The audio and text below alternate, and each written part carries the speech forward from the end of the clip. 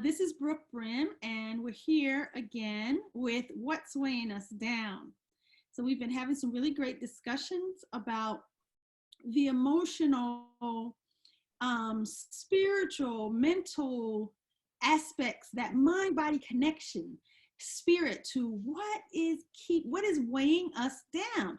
And when you think about what that means metaphysically, for me, it's always a double meaning. So if we're carrying a weight of something like unforgiveness or doing too much for others, or dragging the past, or false narratives, it can show up in our bodies as extra weight. So that's what we're just talking today with yet another expert about carrying the weight. So I'm going to introduce you today to who we have, Golda Smith. She's a women's health educator with a focus on women of color and the connection between fitness, food, and mental hygiene. So she's perfect for today. She's a graduate of Clark Atlanta, with a degree in chemistry and public health from Emory University. She applies her advanced training in the STEM fields to help others realize their full potential. Constantly seeking holistic approaches to self-care and family wellness, her studies in women's herbal medicine, Ayurveda, and nutrition led to certificates as a personal trainer and a weight loss specialist. Golda has written for Brooklyn Parent Magazine, facilitates herbal workshops, teaches nutrition classes, leads workouts in Flatbush, Brooklyn. Her current focus is on the specific challenges facing Gen X women. And Gen X women, that is women 45-ish to 60. Yeah. And helping them with the transformation of bodies and minds while experiencing joy in the process. She loves God, her children, world cuisine, running, yoga, strength training, and observing the world around her. So I want to welcome Golda Smith. Thank you so much for joining this conversation about what weighs us down. Well, thank you for having me. You're welcome. So first, I'm going to just start with a question. I want you to think of a time when you felt extremely weighed down, emotionally, spiritually, mentally, maybe, and it was showing up in your physical self. Can you talk to me about a time like that? Definitely. I think, well, the first thing that popped into my mind was when my children were super young. They are almost 2 years apart. And I think I self-diagnosed myself, but went through some postpartum depression. And actually, depression is something that I've dealt with from way before I became a parent, so even going through my teenage years. But then having two little people who are totally dependent upon me, and just feeling so tired, feeling so alone, and it really started to manifest itself physically in that I just had no energy. I withdrew from, it seemed like, the world, even though I was engaged in the world and smiling, but I felt unsexy, unattractive, and I carried this fluff. And so I describe myself as being skinny fat. Because, you know, people look at me and they're like, oh, you're thin, you're skinny, but it wasn't the body I was used to being in. And so having to then deal with, you know, other people's idea of what, you know, looks good and what does not versus my own. And so that was not a good point, not a good place for me at that time. Yeah. So that's super interesting, because you bring up a point that I think maybe um, that women who maybe are overweight or people who are overweight may not think about, and that is you can be thin and not be happy with your body. Oh yeah, absolutely. And not just thin, not just unhappy with your body because it's thin, where some people are unhappy because it's thin and they want to gain weight, but unhappy just because it doesn't feel like optimal health to you. Yeah. And it doesn't feel, you know, super amazing. And even now, I'll still have people that'll ask me why I work out because I look like I don't need to. And for me, it's not, and at this point, it's not even about how I look.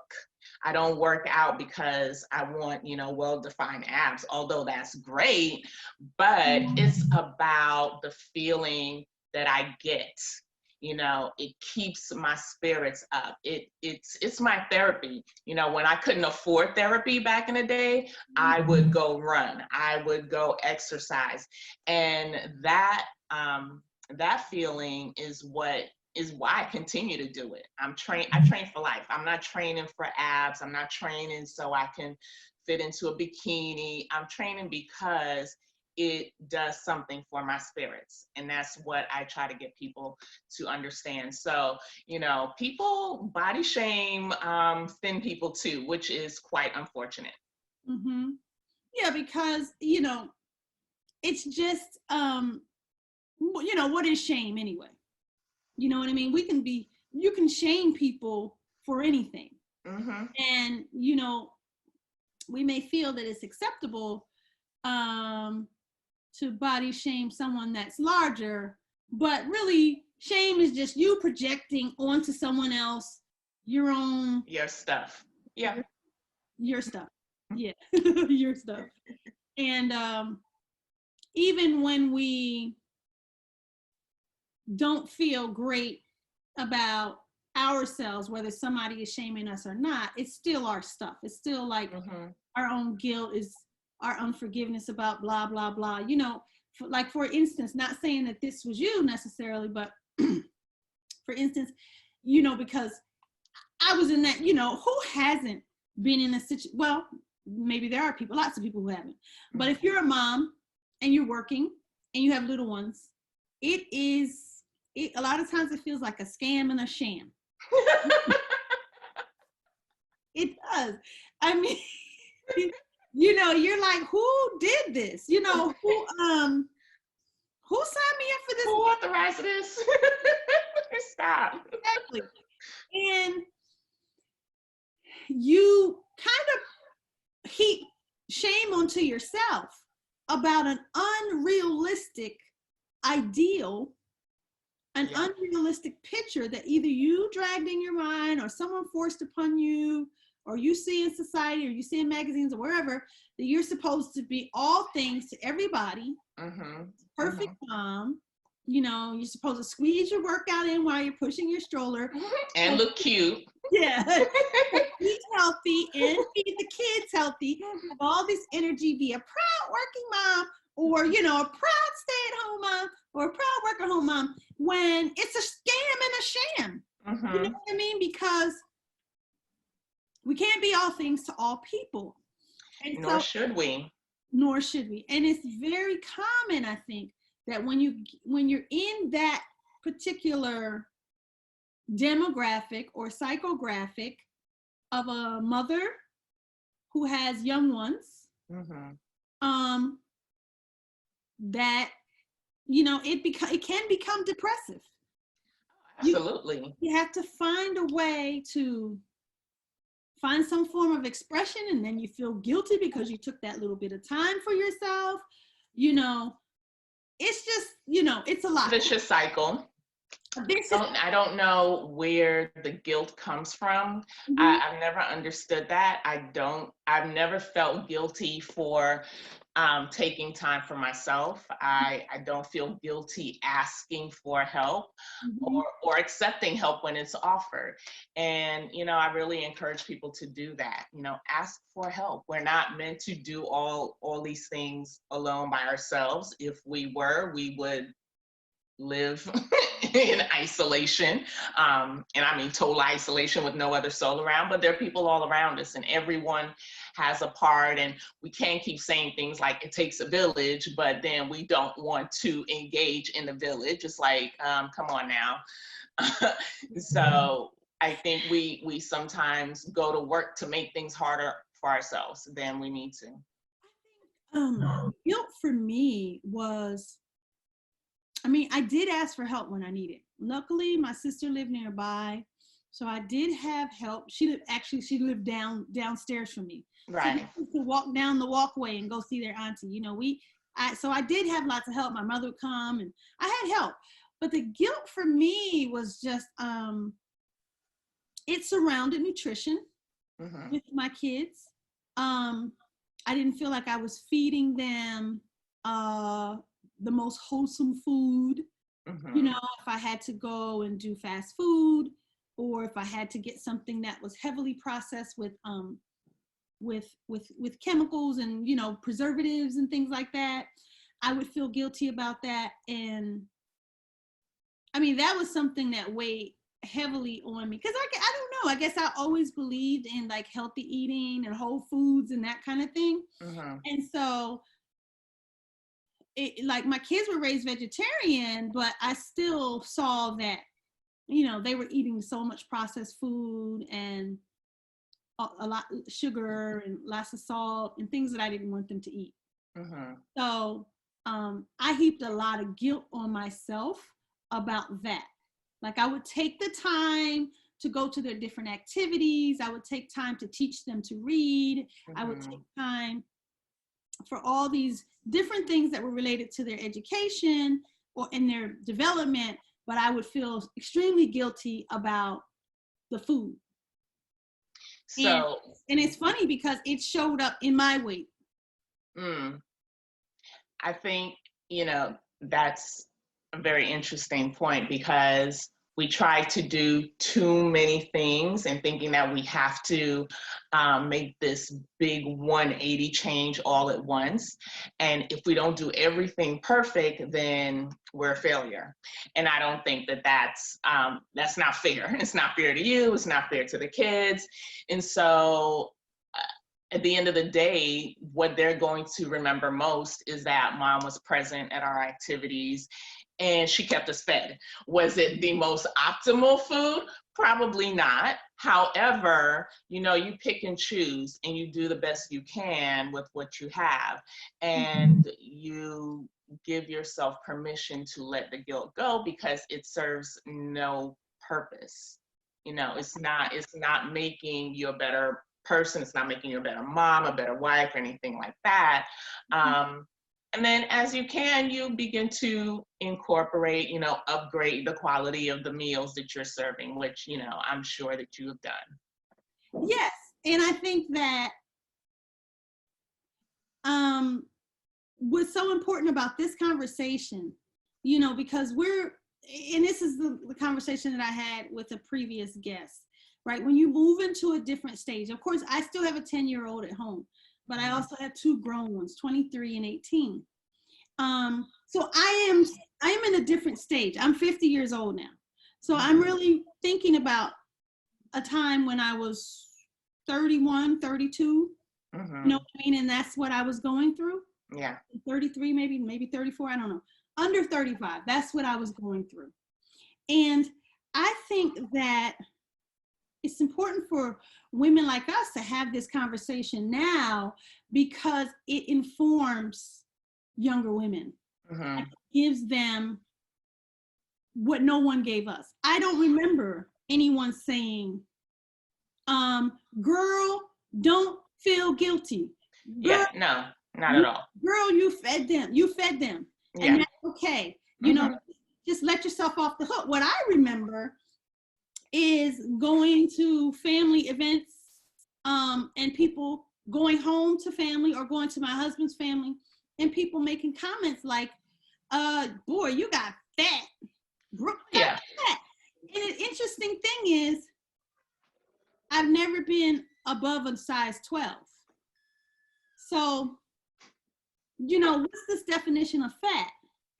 And and why are people so liberal with their opinions and judgments? Like, did I ask you? Thank you. I don't know, but they definitely were. They definitely felt justified. It was, I would hear it all the time because I wasn't a 3-4 anymore. Now that I'm a size 10, which I've been a size 10 for 20 years, but now that I'm a size 10, you know, oh, Brooke got fat. And I think that it was older women, older women who knew full well the struggle and that your life changes drastically when you go from, you know, throwing it up as a single woman or even just two people together. You know, we were married for 3 years before we had a child, but even just two people together is a very different thing than adding one child and then adding two children, now three. It's a different scenario. And these are people who know that it's a different scenario, but they not only know it, but they've gone through it themselves. That's how they know. That's how they know. They lived it. But it's like, instead of having some encouraging words for me, they couldn't wait to finally say, ha ha, you don't have your shape now, do you? Which I still have my shape, don't get it twisted. Right, exactly. But I'm not a 3-4. So that's why I think it's important for women like us. You are in your 40s. Yeah, definitely. And I'm 50. And it's important for us to say, oh, girl, don't feel ashamed. Yeah. And do whatever you do to have that time for yourself, because these kids are okay. You'd be surprised how okay they are if you take a moment to sit out on your deck. If you take some time to pray first, if you take time to meditate, if you go to a yoga class on a Saturday, what do you need to do? If you go to an aerobics class, or if you go out with friends, these kids are okay. And it's okay to take time for yourself, and it's okay not to do all the things that people want to pile on you. And it's okay to, well, I'm going to put it like this. Even all the people who said those kinds of things about me, that's their business. That's their stuff, you know, whatever. But what it was most important for me, and I did the work for it, you know, eventually I did the work. But what was the most important for me is to work on my own unforgiveness and to work on getting my energy right and to like release those kinds of things. Oh yeah, absolutely. And even if that release means, hey, sticking up for yourself or going into your journal work or just, you know, however you need to do. Or not even going around them people. It's okay. To get your energy in a good place, it's your responsibility to do that. And that's the way that we can feel lighter. Yeah. Before we drop 1 pound. Yeah. You know, and I wanted to say something else. Not only are the kids okay, not only is it important for you to do those things, but it's important for the kids to see you do those things, because you teach people how to treat you. If you are constantly running yourself into the ground, then they're looking at you thinking, dang, that's what I have to do when I have a family. I have to just, you know, disappear, basically, is how some people feel they do, because they're no longer them. Matter of fact, you even lose your name. You suddenly become, oh, so-and-so's mom, so-and-so's mom, Mrs. So-and-so, and you kind of lose your identity, which is easy to do, but you got to remember that you are an individual. Before you became someone's mom, you're more than your job, you're more than, you know, this. You still have this whole other you know, life that you have to continue to nurture and grow and incorporate all those pieces into who you are. And I think one thing that you said is very interesting. Really interesting. that you disappear. Mhm. And I think that that is how lots of people feel when they start getting weighed down with all these different responsibilities and expectations that either they heap on themselves or other people heap on them. And part of like the emotions that arise from feeling non-existent, or what is it, from disappearing, you Mhm. kind of start stuffing. Yeah, you feel resentment, Eating, there's that resentment. And so you start eating or stuff it down. drinking or whatever the thing is. Some people it's sex, some people it's gambling, some people it's, some kind of eating disorder, whatever it is that they're using to not deal with the pain, which is, all that stuff. And you, once you start to let that go, then you see the transformation in your weight. But it starts with recognizing what it is you're avoiding in the first place. I love it. So you work with women, you do women's health and you do personal training. What is it that you would love to say to your clients that you can't always say to them personal right now? Oh, put down that donut. No.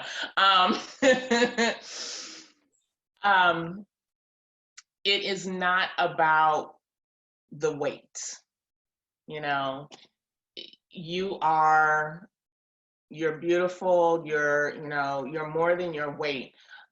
What is it if nothing ever changed? If you didn't lose a pound, how would your life be better? If you didn't lose a pound, how would it be worse? Okay.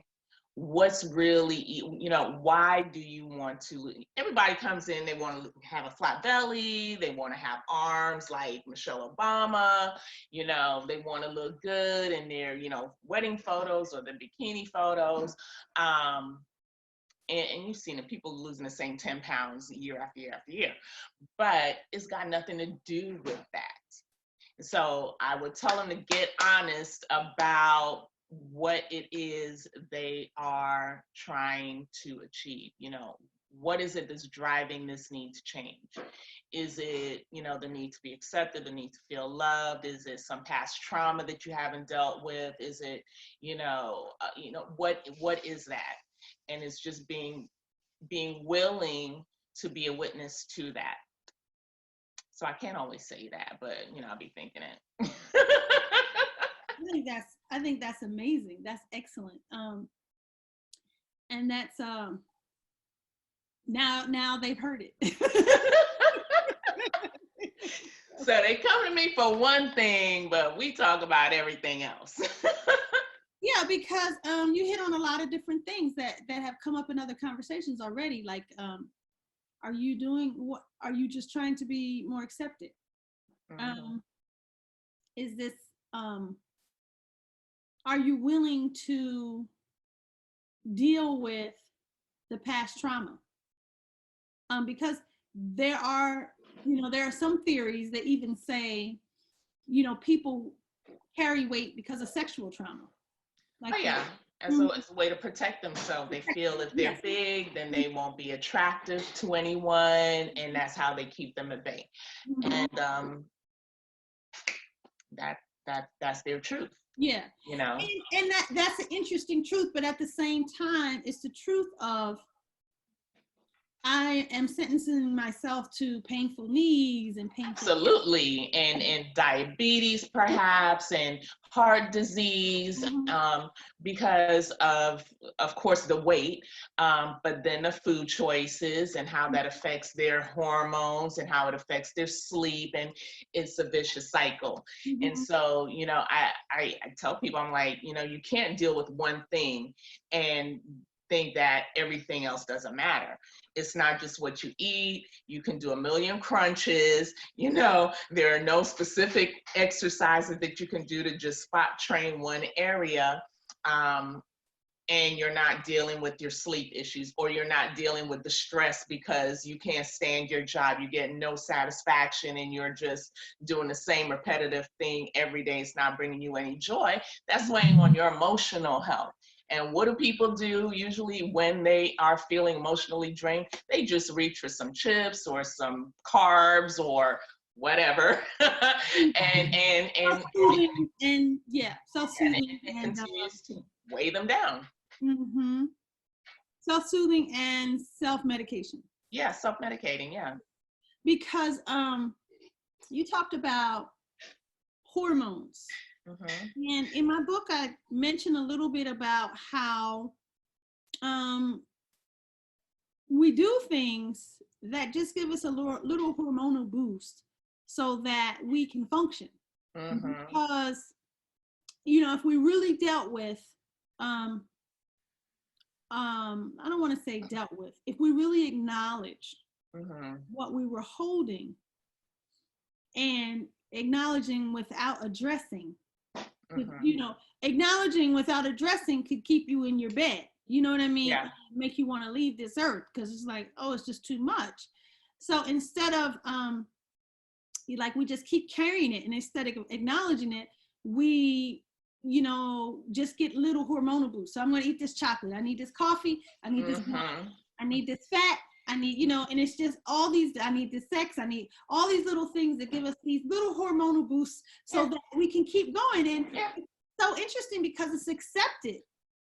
We hear people completely, don't talk to me until I had my coffee. Oh my gosh. It's you know. It's real, it's legal cocaine, right? It's a drug, just like, you know, but that's more acceptable because it's food, as opposed to, you know, this other illegal substance. Right. And this is what I was talking to I think my sister about one of my retreats, is that it's super, like, it's especially hard to let go of your self-soothing through food, because, like, if you go to the like, if you're doing crack and you're in a crack house, like, it's embarrassing to go in there. Everybody knows, the whole neighborhood knows what goes on there. They right. And you know, you're like, you're socially unacceptable. Unacceptable. You're in the crack However, house, and you took your kids to the crack house. You are the scum of the earth. You're the worst parent. If you take your kids to the Golden Corral, oh yeah, they're like, oh, bring me back a bag. Pile it on. Like, we're gonna go. It's like socially acceptable. We're gonna go in here. We're gonna tear down the insides. That's right.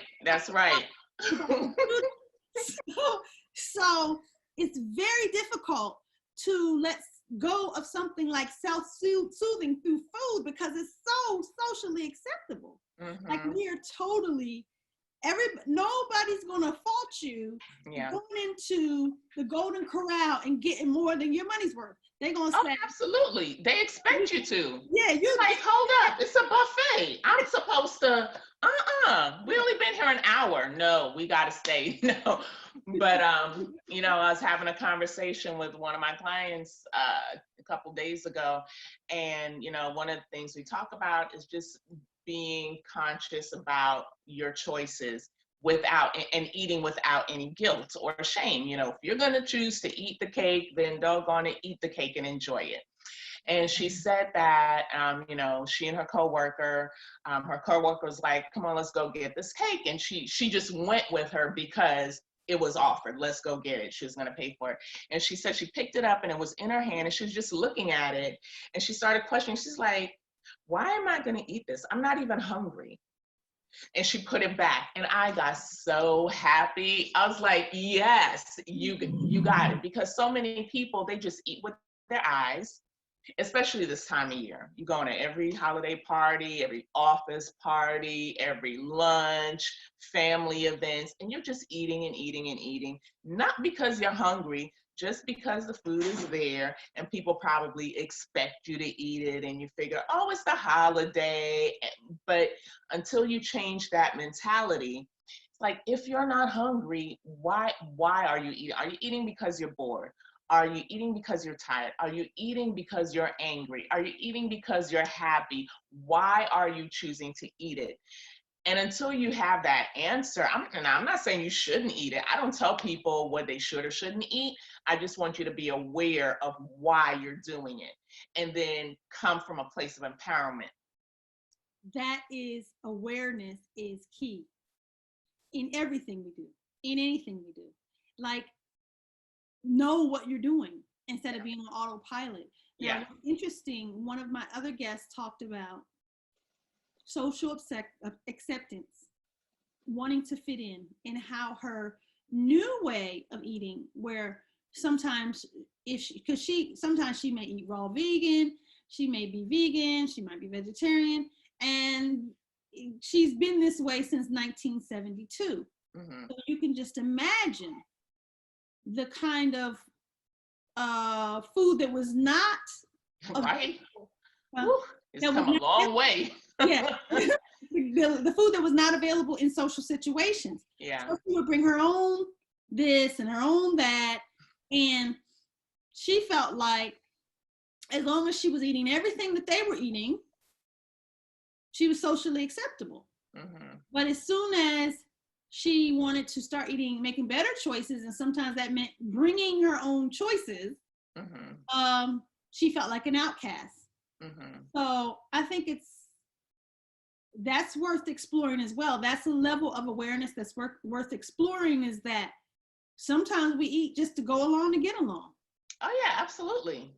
Yeah, we don't want to cause any trouble. We don't want to be seen as high maintenance or bougie or anything like that. And so we just go with the flow. And I think that if we examine in our life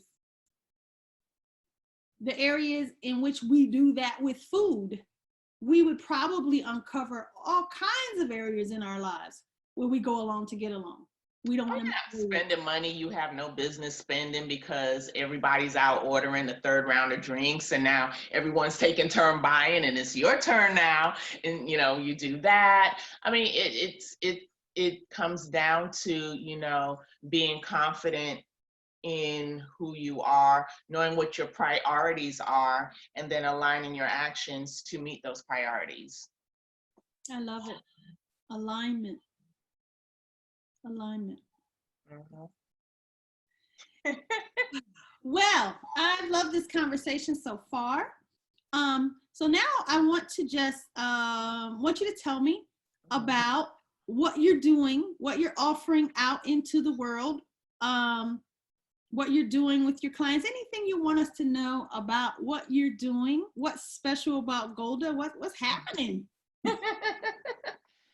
Well, let's see. I do one-on-one coaching, and going into 2020, the beginning of the year, new year, new you. No. So, but I every January I like to do a reset, because I enjoy my fair share of cakes and pies and all of those good things. But then I go back to how I normally operate. And so I always like to do it with a group of people. So doing a January reset, a 7-day jumpstart, offering online group support through Facebook, 7-day meal plan, as well as affirmations. One of the key things that I've learned is that we have to ask ourselves empowering questions. Oftentimes we ask these really disempowering questions like, why can't I ever lose the weight? Well, probably because you don't commit, maybe you're lazy, whatever it is. But a better question would be, how can I lose the weight while still having fun? And so it's about, really rewiring our brains to line up with what it is we say we want. So 7-day jumpstart in 2020, we're doing that. And then again, I do one-on-one personal coaching. And then one other thing I'm working with for this new year is doing a series where I am doing a yoga workout sessions, and then bringing in a mental health worker to facilitate a discussion on art therapy for, improving mental hygiene among women of color. Because one reason why I focus on the Gen X women is because we're not only raising our own children, but oftentimes many of us are now taking care of elderly family members. The sandwich We generation. still there. We're right there. And so we have really kind of disappeared. We don't take time to, do our own self-care. And I see it weighing us down a lot emotionally. And that manifests itself, physically, things like diabetes and high blood pressure and heart disease, and they ain't sleeping right and they're not eating right. And so just wanting to create that space to have those conversations on how to, use art therapy, whether it's dance or drawing or whatever she's going to talk about. But that's what we're working on, collaborating for 2020. I think that's awesome. That is, that's definitely a expression is a very big part of the retreats that I do. We do, of course, yoga, meditation, but we also always have an expression piece where it's some kind of craft, jewelry design, or making some scrubs or something so that there's expression. Get it out, yeah. Yeah, because one of the opposites of depression is expression. So, and I think that if we do, I can remember in corporate America, expression saved my life. Really. I mean, we were there together. Yeah. I felt like I was drowning between the children and the charts and the data and all of that. I felt like I was drowning. So I started jewelry design, and I started Bath and Body Products way back in 2003, and it saved my life. And I also, I had been journaling, but I started a lot of affirmations and all those kind of things to get me out of that situation. But so all of that were forms of expression. The affirmations, what you talked about, that you're teaching people to do, the expression of what you're going to have an art therapy do, the breathing, the yoga, it's all very important. And they're great alternatives to pills. Oh, definitely. Yeah, and they're great alternatives to obviously to hospital stays. Oh, absolutely. And that's really what we want to do is give. And they're more fun. Lots more fun. And we want to give people alternatives to pills and hospital stays. Yeah. It doesn't create a new norm. Yes. It's because we're 50 or approaching 50 or over 40 or whatever we are, does not mean that you're going to fall apart. And don't get me wrong, pills have their place, but they're not the first place to run to. And they're not long term. No, definitely not. If you have tried other things, you need the pills, cool, take the pills. But if you're on a point where they're part of your regimen, as opposed to having a regimen that is creating a morning routine, creating an evening routine, making sure that you're using food as medicine first and foremost. Smart supplementation is super important. Managing your boundaries, your boundaries, your energy, who you're letting into your space, who you let have access to your body is super important. So tell me about the food as medicine. What do you do with the herbs? Tell me a little bit about what you do with herbs. So I am always making something up in here. I always have a fresh batch of elderberry syrup going. I just made a blend of some teas to help with sleep. The herbs, it's just it's just become part of me and how I use to take care of myself and my family.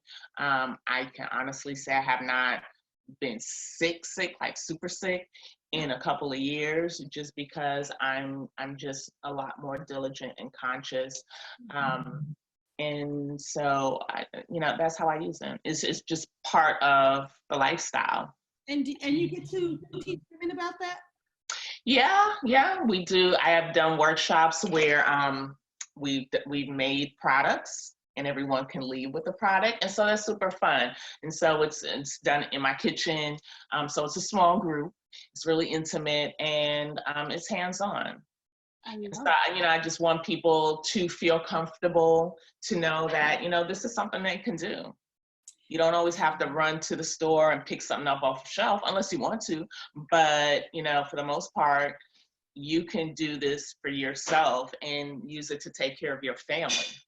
I love it. I have been thinking about doing a sort of a, because I do one night sleepovers in addition to, and I thought about doing a one night sleepover that was hands-on, where people would learn to make, and not necessarily herbs, but things like golden milk, the turmeric paste. Oh yeah. Golden milk and, maybe fresh jams and salsa, just different fresh food. Yeah. And so that, just hearing you say that you did a little workshop at home making elderberry syrup or whatever, it's exciting to me. We should do something together. We should do something. Yeah. Because sometimes I think people feel a little intimidated by the thought of, probably making something like turmeric milk, golden milk. Once it becomes kind of super popular and it sounds like kind of hippy dippy, it's like, but it's super easy and it's fun and it's good for you. I always serve that instead of coffee. We always have golden milk. Golden chai tea. That's what we do. That sounds yummy. I started thinking I should do something where I'm teaching people. Absolutely. Because it's super easy. It really is. Anyway, is there anything else? Where can we find you on social media? So on Instagram and Twitter, I'm Golda A. Smith. So that's 2 A's, GOLDAA SMITH. On Facebook, I'm Golda Smith, and my digital home is goldasmith.com. Perfect. And is there in closing, is there anything that you want to say, that you want people to walk away with, that you didn't get a chance to say in our conversation? Anything that I haven't said, I don't think there's nothing I haven't said, but I will just say it again, that how you take care of yourself is an expression of love, the love that you feel for yourself. So it's super important that you show love to yourself each and every day, especially if you believe in God or higher power or what have you, because that power created this body. Is the only one we have. It's where the Holy Spirit dwells, and the Holy Spirit don't want to dwell in no trash. So clean it up.